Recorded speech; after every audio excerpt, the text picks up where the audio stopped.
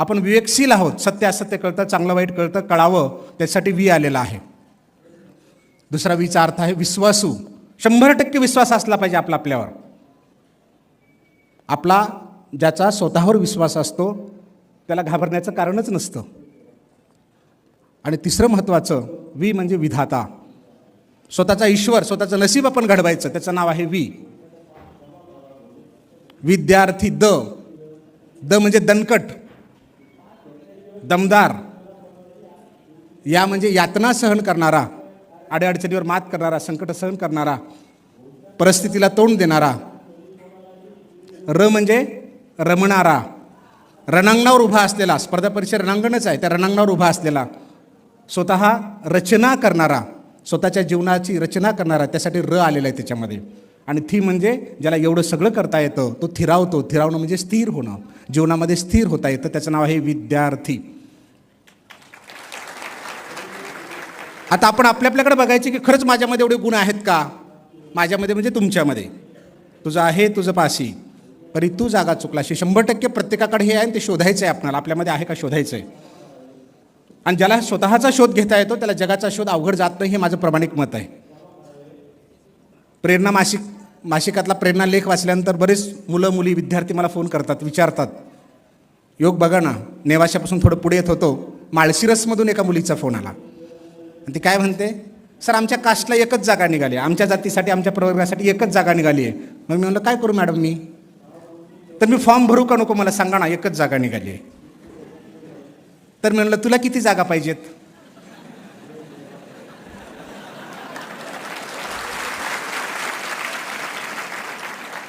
आपल्याला कळलं, अरे तुला एकच जागा पाहिजे ना, मग किती निघाली हे कशाला बघतो. एक निघाली पुरे झाली, 100 नको की 50 नको, जी निघाली ती माझ्यासाठी आहे, संपलं.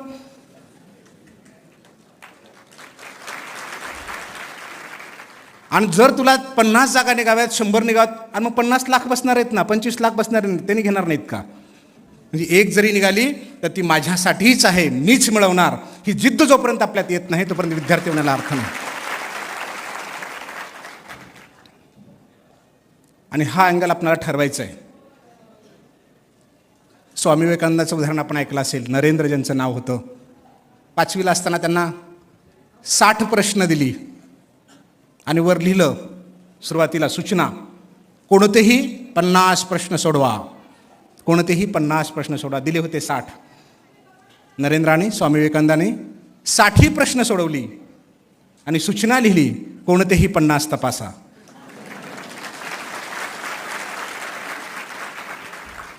ही एकाग्रता आहे, प्रचंड एकाग्रता, प्रचंड आत्मविश्वास. Yes, I am 100% right. आपण पाहतो 9 पैकी किती सोडायचे आहेत, और किती आहे, चान्स किती आहे. अरे कशाला पाहिजे चान्स, एक तरी एक, दोन तर दोन, पुरे झालं नाही. एक जागा निघाली, पुरे झाली. 60चं उत्तर येईल, और मधलं बघणारच नाही मी. काय बघायचं त्याला, सन ह्याकडचं त्याकडेला. तुम्हाला पुस्तकं लिहायला परीक्षा घेते का? परीक्षेमध्ये पुस्तकं लिहायला लावतात तुम्हाला? अरे लिहिलेले पुस्तकं वाचायची. दुसऱ्यांनी लिहून ठेवलंय, कष्ट करून लिहून ठेवलंय, फक्त वाचायचं आहे, लिहायचं नाही तुम्हाला. एवढा ताण कशाला येतो मग? सांगितलं तणावमुक्तीच्या अनुषंगाने बोलावे. तुमचं वय आहे का ताण यायचं? माझ्यासारखं वैशाली पाटील मॅडम सारख्याला ताण आला तर ठीक आहे, समजू शकतो आम्ही. तुम्हालाही ताण येतो, अभ्यासाचा ताण आला असेल, असंच असेल ना. ज्या जिल्ह्यामध्ये आलो त्या जिल्ह्यामध्ये नेवासा आहे, खूप सुंदर ठिकाण आहे. संत ज्ञानेश्वर महाराजांनी तिथे ज्ञानेश्वरी सांगितली, सच्चिदानंद बाबांनी लिहिली. शके 1272 टीका केली ज्ञानेश्वरे, तव सच्चिदानंद बाबा आदरे लेखकू झाला. असे सुंदर रम्य स्थान तिथे आहे. त्या ज्ञानेश्वरीबद्दल बोलताना नाथ महाराज असं म्हणतात, भाव धरून या वाची ज्ञानेश्वरी, कृपा करी हरी तयावरी. कशी वाचायची? भाव धरून वाच, भाव धरून वाच. भाव म्हणजे श्रद्धा, भाव म्हणजे भक्ती, भाव म्हणजे प्रेम, भाव म्हणजे किंमत. तुम्हाला अभ्यास करायचा आहे ना, तर भाव धरून करा, किंमत करून करा, श्रद्धा ठेवून करा, प्रेम ठेवून करा, विश्वास ठेवून करा. यश 100% मिळेल. भावच नसेल तर रात्री वाचला काय आणि सकाळी वाचला काय, काय फरक पडतो? जशाच तसं. 5 मिनिटं झोपतो म्हणतो आपण, 5 मिनिटांना उठव. कोण उठवायला गुत्त घेतलंय तुम्हाला? अशी कशी झोप येते? झोप येतेच कशी? ठरवून टाका ना, झोपायचं नाही. 4 तासाच्या वर झोपणार नाही, ठरवून टाका. कमांड टू युअर सेल्फ, अरे दुसऱ्यावर सत्ता गाजवता येणं अतिशय सोपं आहे, स्वतःवर सत्ता गाजवता येणं अतिशय अवघड आहे. आणि ज्याला स्वतःवर सत्ता गाजवता येत नाही त्याला दुसऱ्यावर सत्ता गाजवण्याचा काय अधिकार आहे हो?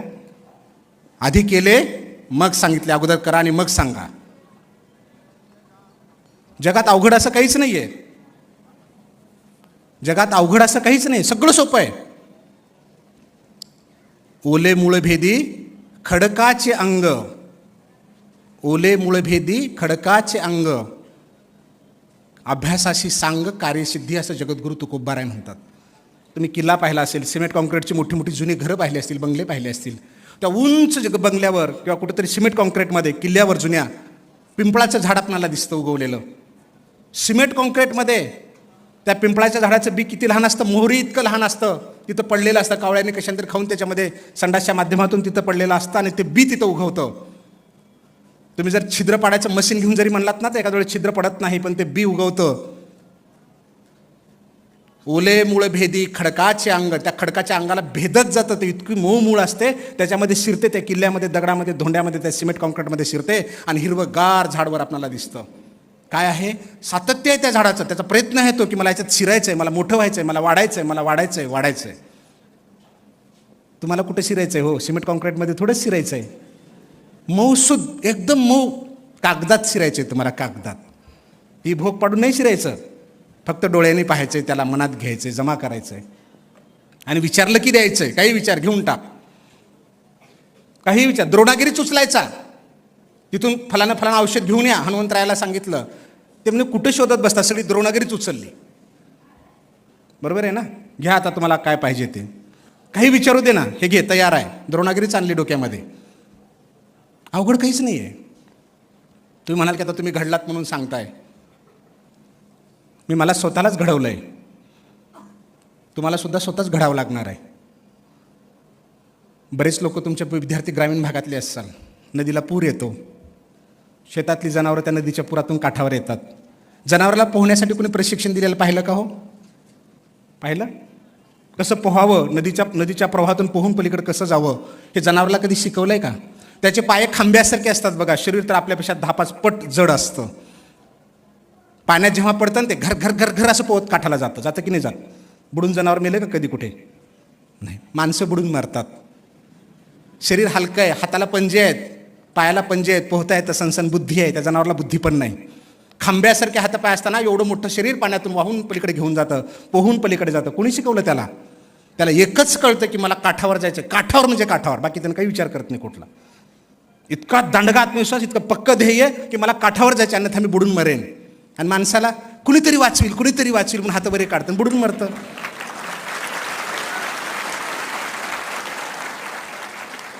कोणी नाही वाचवणार. कोणी तुमचा हात धरायला आला, कारण तुम्हाला त्यांना माहिती आहे तुमचा हात धरायला की तुम्ही गळ्याला पडतात, तेही जातं आणि हेही जातं. बघा तुम्ही प्रयोग कोणी एखाद्या IAS ऑफिसरला, IPSला म्हणा की सर कोणते प्रश्न पडतील UPSCला सांगाल का फोनवर?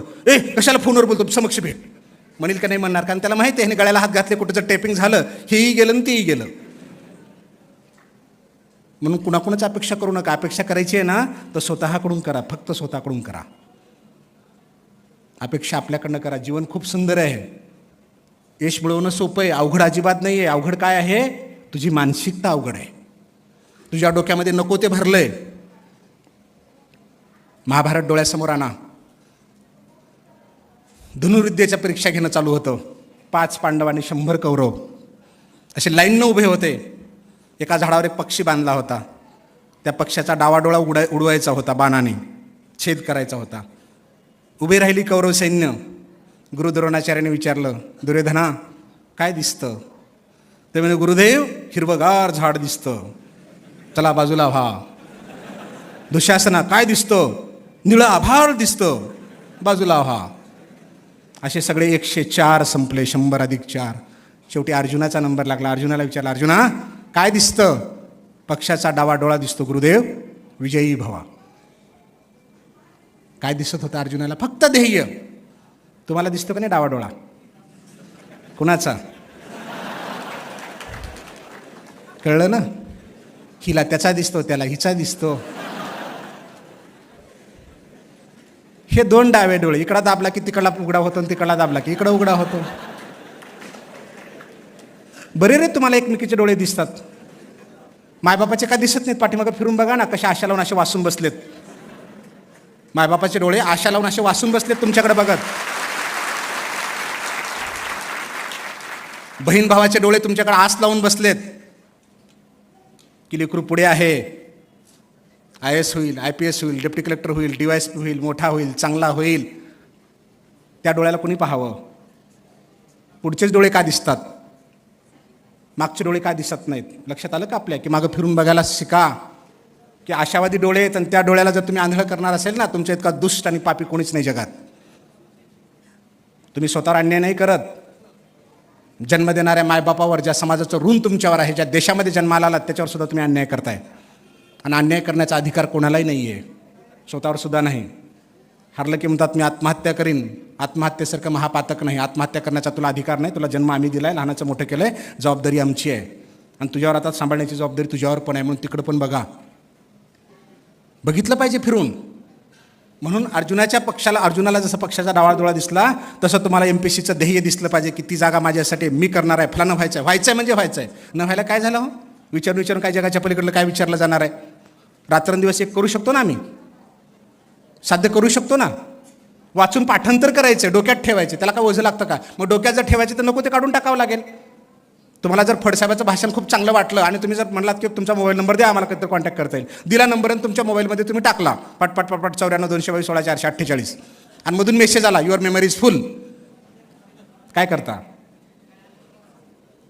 काय काढून टाकता? कुणाला काढून टाकता? नको त्याला. किंवा जो डोक्याला ताण आहे, कचरा आहे, खराब आहे, त्याला काढून टाकता. बरोबर आहे ना? म्हणजे मोबाईलमध्ये जर एखादा चांगला भरायचा असेल तर तुम्हाला नको ते काढून टाकावं लागतं. अगदी त्याप्रमाणे तुमचं डोकं सुद्धा मोबाईल आहे, चालतं बोलते मोबाईल आहात तुम्ही. त्याच्यामध्ये जर चांगलं भरायचं असेल ना, ते नको ते काढून टाका. तो असा, ती तशी, तिनं फलानी दिसली, हा असा दिसला, हे जे डोक्याने भरले ना गच, सगळे काढून टाका. ते एकदम कोरक करकरीत करून टाका. मस्त चांगलं भरून टाका की भारताचे पंतप्रधान कोण, राष्ट्रपती कोण, पहिले मुख्यमंत्री कोण, फलाना काय, H2SO4 कशाला म्हणतात, A+B च्या कंसाचा वर्ग काय. खरं ना, पाठांतर खूप सुंदर आहे. मजा येते वाचते वेळेस, मजा येते जर लक्ष घातलं तर. कारण कुठं नाही अभ्यास करायचा. तुम्हाला जर सांगितलं ना नावावरून बघायचं, तेवढ्या दृष्टीनं बघायचं, सगळं लक्षात यायला सुरुवात होतं. संमेलनाला निघालात, नेवाशावरून निघालात, पारनेरवरून निघालात, पुण्याहून निघालात, बसमध्ये बसलात, बसमध्ये चढल्याबरोबर आपण बघतो कुणीकडे बसायला चान्स आहे. नाही बघायचा चान्स, वेगळ्या दृष्टीने चान्स बघायचा. आपल्या बाजूला एखादा म्हातारा किंवा म्हातारी जरी बसली असेल तरी चालतं. तिथे हे नाही काढायचं दोऱ्या लावून, असं हलायचं नाही गाणी ऐकत. फार बेकार वाटतं हो. हलू लागले, डुल लागले ना, फार घाण वाटतं. म्हणजे काय बुद्धिभ्रष्ट झाली काय ह्या माणसाची, असं वाटतं बघणाऱ्याला. हलवायचं स्वतःला, हलायचं नाही, हलवायचं. कसं हलवायचं? जर म्हातारा जरी बाजूला बसला असता तरी विचारायचं, बाबा कोण्या गावची आपण? तो म्हणेल फलाण्या गावचा. बाबा काय पेरलं शेतामध्ये? कापूस लावला. बाबा कोणत्या जातीचा लावला? फलाण्या जातीचा. बाबा कोणता रोग पडला? लाल्या रोग पडला. कोणतं औषध मारतात बाबा त्याच्यावर? अरे किती प्रश्न झाले हो. प्रॅक्टिकली पाठांतर झाले का नाही झाले? कुणी शिकवलं तुम्हाला हे? पण झालं. 100 रुपये भरायचे नाही, 20 रुपयाचं कार्ड टाकायचं आहे. 15 रुपयाला चार्ज होतो. 15 रुपये तुझ्या कष्टाचे आहेत का? 20 रुपये तुझ्या कष्टाचे आहेत का? घरचे लेकरं उपाशी मारतो, माय बापन तुला बारकी करून पाठवतो, ते कोणी बघावं? म्हणजे 1 रुपयासुद्धा फालतू खर्च करायचा नाही, 1 मिनिटसुद्धा वाया जाऊ द्यायचा नाही. गेलेला कुठलाही वेळ आयुष्यात परत येत नाही. येत नाही म्हणजे येत नाही. काही पोरं म्हणतात माझं एकाच मार्कावून गेलं.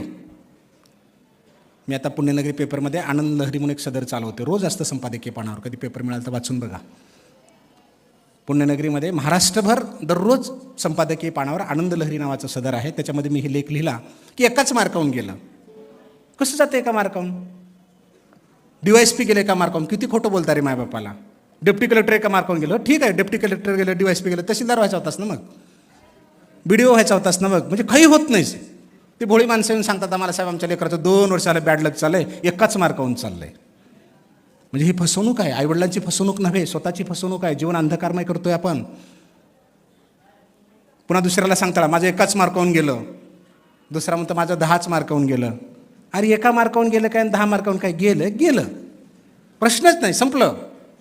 थोडक्यात गेलं तरी गेलंच. मोटरसायकलवर फिरता, आजकाल स्कूटीवर फिरताय, कारमध्ये फिरताय तुम्ही बरेच लोक. जेव्हा चौफुली येते ना, चौकोन येतो ना, तेव्हा तिथे लाईट चालू असतात, हिरवे लाल. ते तासावर चालतात का हो सिग्नल? कशावर चालतात? सेकंदावर चालतात. गुड, सेकंदावर चालतात. 4, 3, 2 सेकंदात तोपर्यंत जर गाडी पुढे काढली तर काय होईल? बाजूने लगेच सिट्टी मारतं, ऐ उभी कर, 500 रुपये दंड. किती वेळाचा दंड आहे हो हा? 2 सेकंदाचा. कळलं ना तुम्हाला? आपले किती सेकंद जातात? 10 रुपयाचे पोहे खाऊ घालतं म्हणलं, 10 रुपयाचं भजे खाऊ घालतं म्हटलं की निघाला मित्रासोबत, काय भजे खायला चाललो, चहा प्यायला. अरे 10 रुपयाच्या भजेसाठी तासभर घालतोस? कळू द्या ना. कशाला जायचं चहा प्यायला? नाही त्याला वाईट वाटू नये. आणि वाटलं तर वाटलं, त्याला काय वाटायचं मला काय देणं घेणं? मला काय वाटावं हे मला कळलं पाहिजे ना.